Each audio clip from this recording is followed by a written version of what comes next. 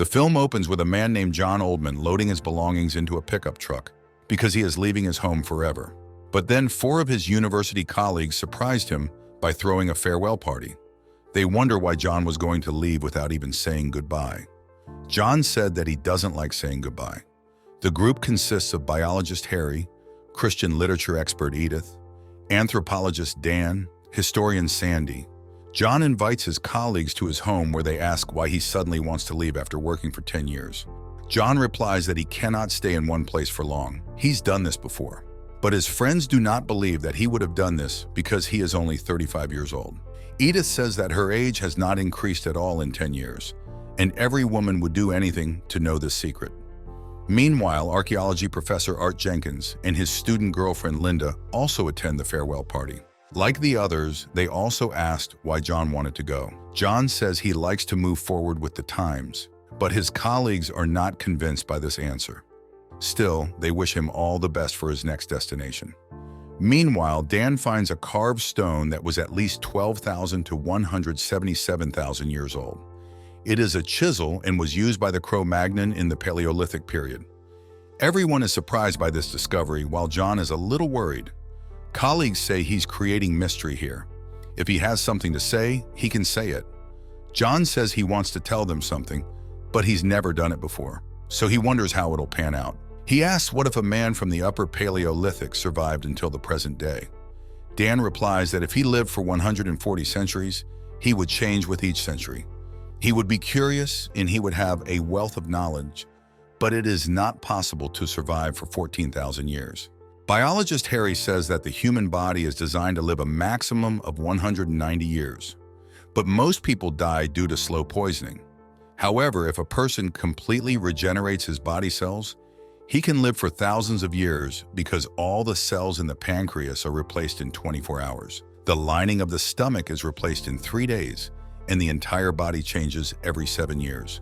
It is possible if the body does the right detox and renewal. He further says that many things are possible. There was a time when people believed in magic and now in science. Harry gives the example of Christopher Columbus, saying that he set off to find a new route to India, but everyone thought he was crazy. Meanwhile, John surprised everyone by claiming that he was on the ship with Christopher Columbus. At that time, he was already convinced that the Earth was round, but at that point he still thought he might fall off an edge someplace. After hearing this, no one believed his words. However, like a science fiction movie, they still wanted to hear his story. Harry tells John that it means he's Cro-Magnon, and he makes a strange noise in response, causing everyone to laugh. Sandy, who went to get something to eat, returns and asks what happened. Professor Art explains that John is claiming he is 14,000 years old. Sandy tells John to stop joking because he doesn't look older than 900 days. He further reveals that he moves every 10 years when people start noticing that he is not aging. When he was born thousands of years ago, his age stopped increasing after 35 years. He used to lead the group, but after a time he was driven away because they felt that John was stealing their age. He explains that he has always been followed because he will not die in this way. He joined the new tribes he met along the way and moved forward from time to time. He says that the first 2,000 years were very cold, but the weather was warm at lower altitudes. Over time, the glaciers started melting and seas started appearing. The continents began to drift apart due to the rising sea levels. Professor Art interrupted him at that moment and said that we have read all this in books, to which John replied that through books, he is able to recall his memories.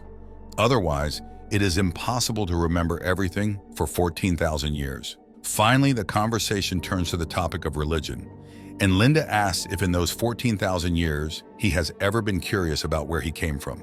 John says that they always looked up to the sky and thought that there were big people up there and it was all under their control. Initially, he thought that maybe he was not dying because he was a bad person, but then he thought that maybe he was cursed or blessed with immortality.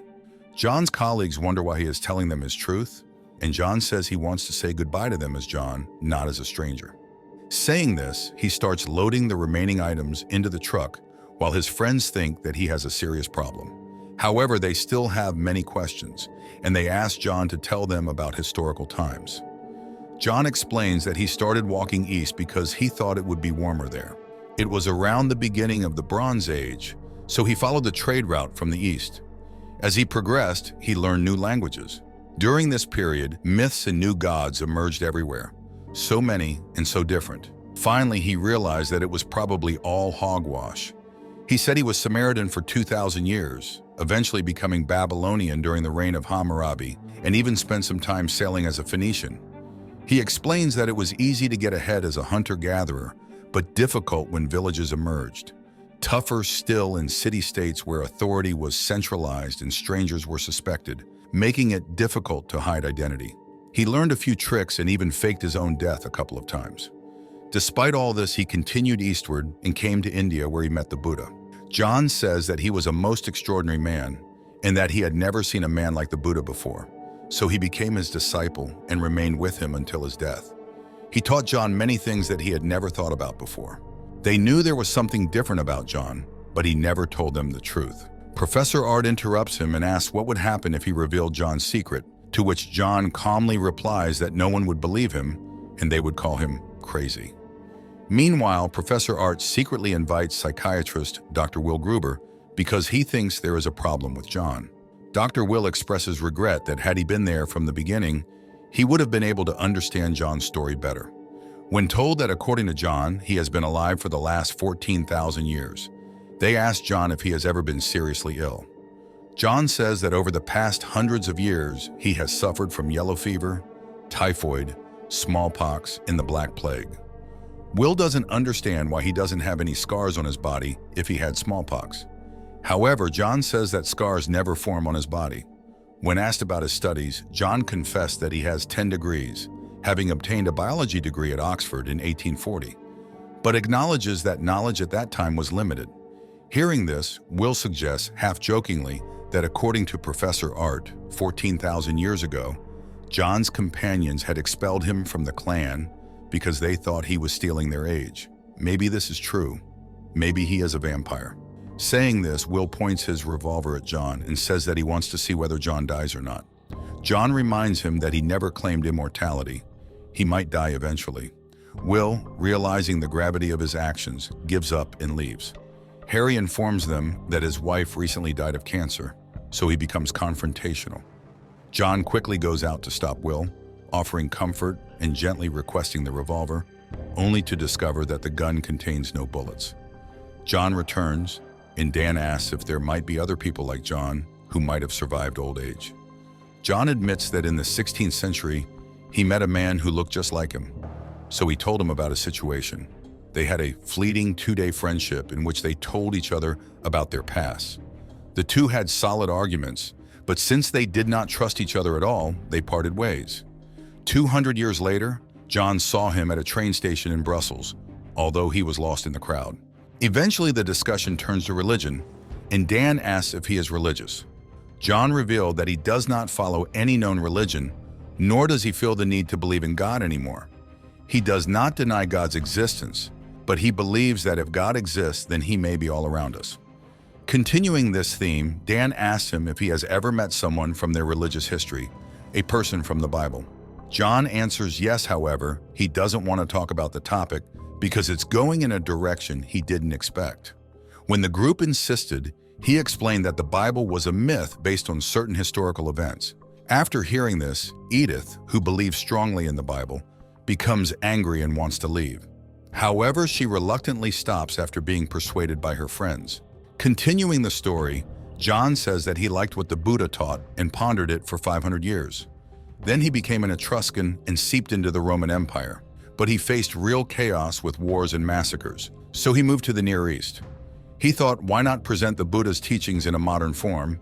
So he tried to rebel against Rome, and the result was that the Roman Empire destroyed him. Edith is shocked to hear this and says that she knew John would claim to be Jesus Christ. But John points out that this legend was born out of his death when he was crucified. He blocked the pain and slowed down all the processes in his body as he had learned in Tibet and India, so they thought that he was dead. So his followers pulled him from the cross and placed him in a cave. After some time, his body returned to normal as he had been trained. He attempted to move away without attracting attention, although his followers thought he had been resurrected. By the time John ascended into Central Europe, the popular legend that Jesus Christ had come to life had spread. After hearing this, everyone's emotions reached their peak. Art wanted John to show them the marks of the crucifixion, but John reminded him that his body never gets scars. He revealed that Christianity shares many similarities with pagan beliefs. These words hurt Edith, so Dan told her that early Christian leaders threw away Hebrew manuscripts and borrowed from pagan sources all over the place. He also pointed out that the teachings of Buddha and Jesus Christ reflect similar values: compassion, tolerance, brotherhood, and love. John said that this was what he was trying to teach in the past, but many priests took advantage of this and created concepts like heaven and hell to keep the people under control through fear. Meanwhile, Will returned very embarrassed. Will asked John where the name Jesus first came from. John said he always called himself John. However, when rumors of a resurrection began to spread, the name became confused with the Hebrew meaning, and he began to be called Joseph, meaning God is merciful. He explained that his stay on earth was seen as divine proof of immortality, leading him to be known as Yeshua, meaning God is salvation. Over time, that name became Jesus via ancient Greek and medieval Latin. Edith angrily said that he was never Jesus. John admitted that he never turned water into wine or raised the dead. He had cured a few people only with Eastern medicine. Moreover, he never even said that God was his father. However, Edith still maintained that he was never Jesus. John says that one day, while preaching on a mountain, he asked the people what they thought about him and who they thought he was. He gave the people a choice whether to believe or not. This is the option that John is now giving to his colleagues. Hearing this, Edith starts crying. Will says things have gone too far, and for everyone's sake, John should admit the truth. After a few seconds of consideration, John apologizes to everyone and explains that it was just a make-believe story, causing everyone except Sandy to become disappointed and start leaving one by one. But Sandy stays because she loves John one-sidedly and suspects that he is not lying. She asks John how many times he has changed his name, and John says he has only changed his surname, unaware that Will is standing behind him. He explains that he adopted the name John Thomas Pardee when he taught at Harvard nearly 60 years ago. Will is stunned to hear this, although he still doesn't believe it. John admits that Will's mother's name was Nola and that their dog was named Woy. Will starts crying like a baby and asks why he left him and his mother in the past. John says, "I move on with time, and that's what I did." Will has an emotional breakdown, then has a heart attack and dies. This was the first time John experienced his son's death in 14,000 years, after which he went inside the truck. He is about to leave for a new destination, but after going a few meters, he stops to invite Sandy, who loves him despite knowing that one day he will leave her.